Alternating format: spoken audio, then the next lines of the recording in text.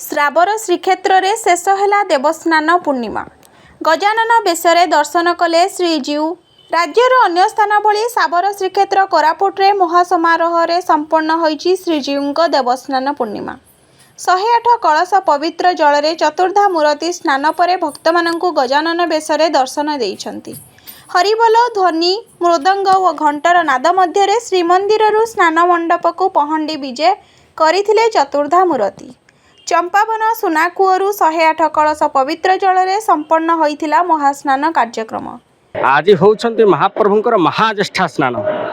आज मंचा स्नान करेंगे महाप्रभु। समस्त भक्त जनसाधारण दर्शन देवे, मंचा स्नान करेंगे, महाज्येष्ठा स्नान करेंगे, जहाँ जनमानस समस्त प्रत्येक लोक जहाँ स्नान पूर्णिमा महाप्रभुंकर गजानन बेशर जो दर्शन करती अति पुण्य प्राप्त करती। आज सका महाप्रभुंकर मंगल आरती अवकाश बेश मैलम सका धूपर महाप्रभु खेचुड़ी अन्न भोग लगी हुई महाप्रभु धाड़ी पहंडी में स्नान मंडप में विजय करिसेंती। वर्तमान जनसाधारण महाप्रभु दर्शन करुछंती स्नान मंडप पर यज्ञ समापन परे महाप्रभु गजानन बेशरे भक्तों दर्शन देइथिले।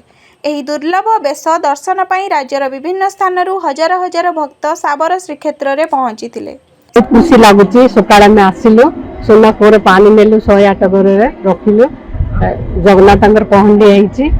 एबे भगवान होम सब हम तापर गाधेबे तापर गजानन बेश हम भगवान बेश देखा आम ये जगिछु।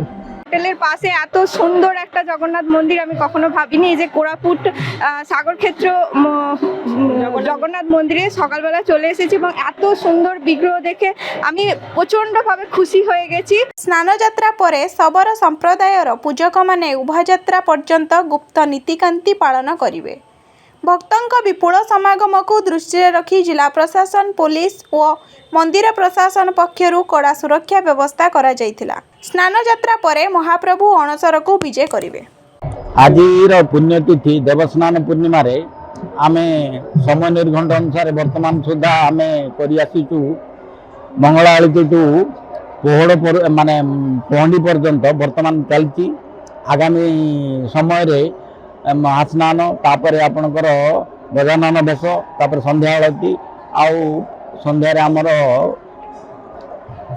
प्रवचन गोटे कार्यक्रम रही। वर्तमान सुधा आम समय निर्घंट अनुसार आमर कार्यक्रम जाक सुचार रूपे चलाई आसु। भक्तों समागम अच्छी स्वेच्छासेवी कर्तव्य पूरा मग्न हो कामटा ठीक समय कर।